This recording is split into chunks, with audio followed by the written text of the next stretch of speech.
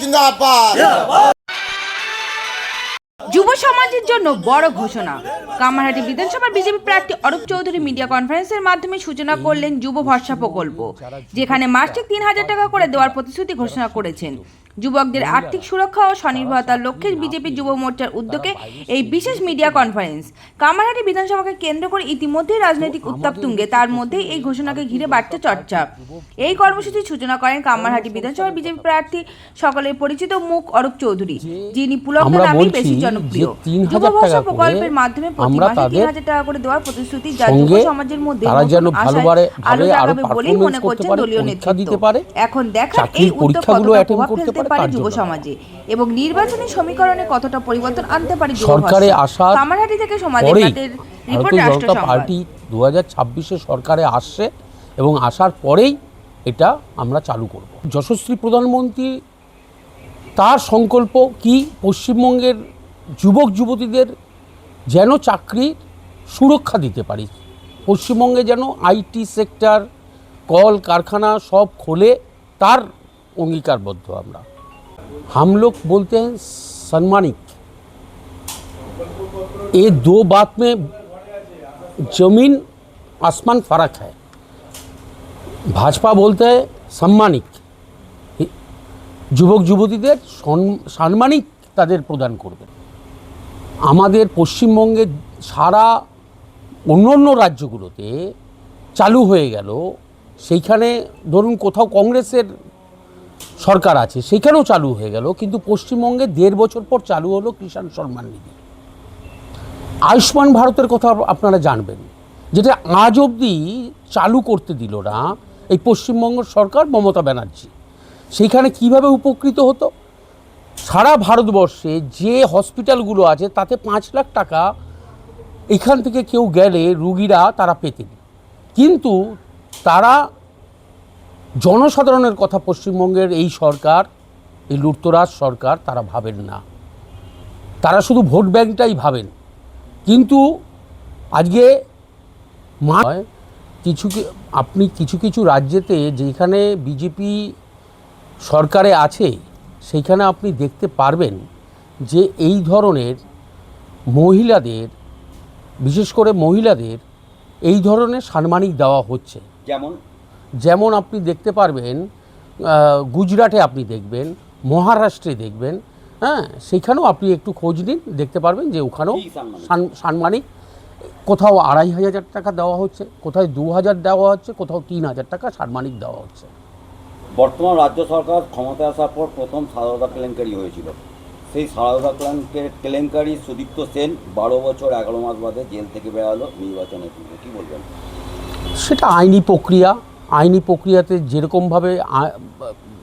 যেরকমভাবে হয় সেরকমভাবে হয়েছে, তাতে বিজেপির কোনো এই ব্যাপারের মধ্যে আমি কোথাও কোনো জায়গাতে কোনো কিছুই দেখতে পাচ্ছি।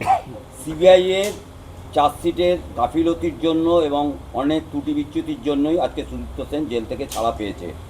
রাজ্য এবং কেন্দ্রের এটা কি গোপনতা? সিবিআই হচ্ছে স্বশাসিত একটা সংস্থা, তাতে কেন্দ্রেরও কোনো হাত থাকে না। তা এই সেটিংয়ের গল্প ওটা সিপিএমের সঙ্গে বৃদ্ধা উনি আমাকে বলছেন যে আমরা তো এখনও ভাতা আমরা পাচ্ছি না। তো আমি বললাম যে আমাদের সংকল্পপত্রেই আছে, সেখানে বৃদ্ধ এবং বৃদ্ধাদের যে ভাতার কথা বলা হচ্ছে তা আমরা আসলে তার ডবল দেব, যেটা সাধারণ মানুষ খায়নি। যে বিজেপি আসলে আপনাদের মাছ মাংস খাওয়া বন্ধ করে দেবে, এটা সম্পূর্ণভাবে পশ্চিমবঙ্গের যত আমাদের লিডার আছে বা কর্মীরা আছে সবাই মাছে ভাতে বাঙালি আমরা বলে থাকি, তাতে কেউ মাছ ভাত খাচ্ছে, কেউ মাংস ভাত খাচ্ছে। তা এইটাও হচ্ছে একটা ন্যারেটিভ সেট করতে গেছিল তৃণমূল, যেটা সাধারণ মানুষ প্রত্যাখ্যান করেছে। আর কাউর মনে হয়েছে এটাকে এক্সাম্পল হিসাবে ফিট করা, যে তৃণমূলকে দেখিয়ে দেওয়া যে মাছের সঙ্গে ভারতীয় জন্য আপনি আমাদের ইশতেহারে দেখতে পারবেন যে অনেক 21,000 টাকা করে গর্ভবতী নারীরা আমরা বলেছি তাদের আমরা দেব। আমরা 1 কোটি চাকরি যুবক যুবতীদের দেব 5 বছরের, এইটা আমরা বলছি। আমরা বলছি মহিলাটা সরকারি বাসে গেলে ফ্রি যাতায়াত, ফ্রি সরকারি বাসে। আমরা বলছি 7ম পে কমিশন, আমরা সরকারে আসার 45 দিনের মধ্যে আমরা 7ম পে কমিশন লাগু করব।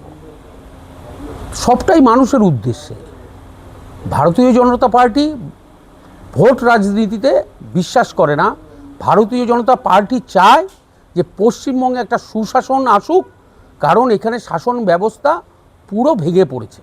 তাই আমরা বলছি যে একবার 5 বছরের জন্য টেক্সটাইল মিল ছিল, তা সিপিএম যাওয়ার পর সিপিএম বন্ধ করেছে। তৃণমূল মা মাটি মানুষের সরকারকে বিশ্বাস করেছিল, পশ্চিমবঙ্গের সরকার, পশ্চিমবঙ্গের জনগণ তাকে নিয়ে এসছে। কিন্তু দেখা গেল যে পশ্চিমবঙ্গ সরকার এই 15 বছরে লুটতরাজ করে গেছে, তৈমূল্যও ফেল হয়ে গেছে। তাই আমরা বলছি যে কলকারখানা সাম্মানিক আপনারা যেটা বলছেন 3000 টাকা করে বর্তমানে তরুণ যুবক যুবতীদের দেওয়া হচ্ছে, তো এটা কি শুধুমাত্র সাম্মানিক হিসেবেই তারা পাবে, নাকি নিয়োগ সম্পর্কে তাদের কাছে কোনো কনফার্মেশন ভারতীয় জনতা পার্টি সরকারে আসার পর দেবে?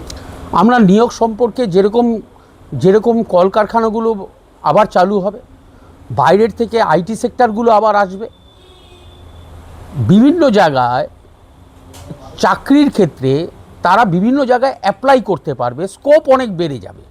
কারণ আপনি দেখবেন না লাস্ট 15 বছরে মমতা ব্যানার্জিকে ফিতা কাটতে কোথাও কোনো বড় কলকারখানায় দেখেছেন? কোথাও দেখেননি।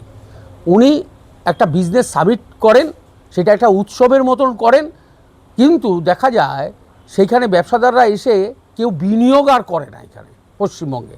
কারণ পশ্চিমবঙ্গে বিনিয়োগ করতে হলে এই লুটতরাজ কিছু ভাইপো বাহিনী তারা আগেই শিল্পপতিদের কাছে তোলার কাটমানির টাকা চায়, তারা শিল্পপতিরা এইখানে ছেড়ে অন্য স্টেটে গিয়ে তারা ব্যবসা করে। শিক্ষা ব্যবস্থায় যে মেরুদণ্ড একেবারে ভেঙে গেছে, সেক্ষেত্রে ভারতীয় জনতা পার্টি কি এক্সিকিউশন নিতে পারেন সরকারে আসার? শিক্ষাক্ষেত্রের ব্যাপারে যে সরকারি স্কুলগুলো বন্ধ আছে সেইখানে আপনারা দেখতে পারবেন 2জন মাস্টারমশাই শুধু বসে রয়েছে।